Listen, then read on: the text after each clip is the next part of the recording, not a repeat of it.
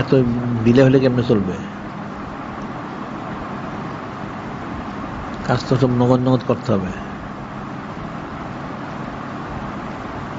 বাকি চলে বাকি থাকে।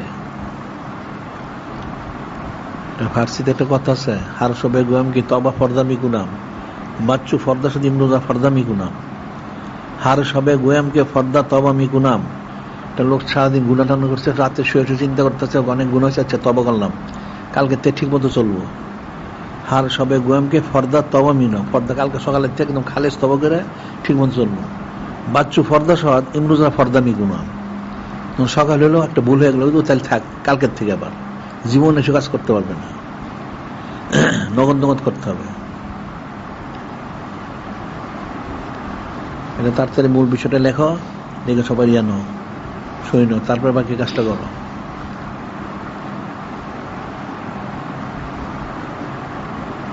বাকিটা বাকি থাকে। দোকানে বাজারে দেখছো কোনোদিন লেখা আজ নগদ কাল বাকি? এগুলি থাকে লেখা এগুলি?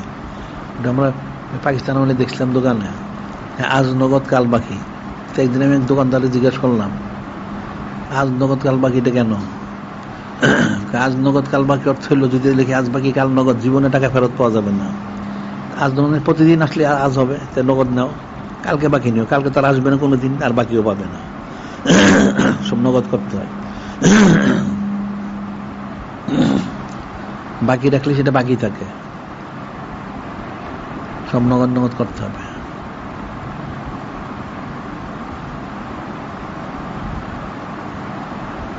দ্রুত গতিতে কাজটা করতে হবে।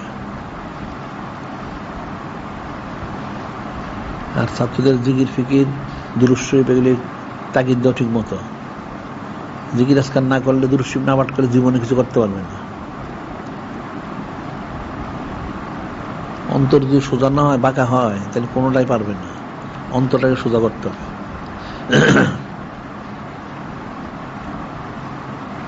জিকিরটা প্রতিদিন ঠিক থাকতে হবে, আর বাদ হিসাব বাদ হতে দুরূদ শরীফ ঠিক থাকতে হবে। যারা পাঁচান পাস করে পাঁচান পাসটাই করুক, জারি করুক, জারি করতে হবে পাঁচান পাস।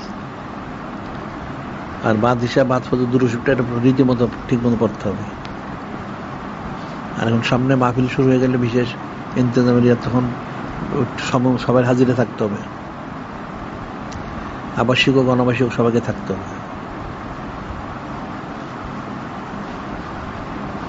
এখন মানুষ হলো অধিকাংশ হলো দুনিয়াদার, দিনদার লোক নাই, কিন্তু বুঝতে পারলা, দিনদার একজনও নাই, সব দুনিয়াদার। যার জন্য তারা দিনের জন্য তাদের কোনো মহব্বত নাই। দিনের জন্য মহব্বত একটা কিছু করবে সেই খেয়াল কারো নাই। সারাদিন দুনিয়া, উঠতে বসতে চলতে ফিরতে সারাদিন তারা স্বপ্ন দুনিয়ায় দেখে গেলে, তো কেমনে হবে? দিনদারি নেই।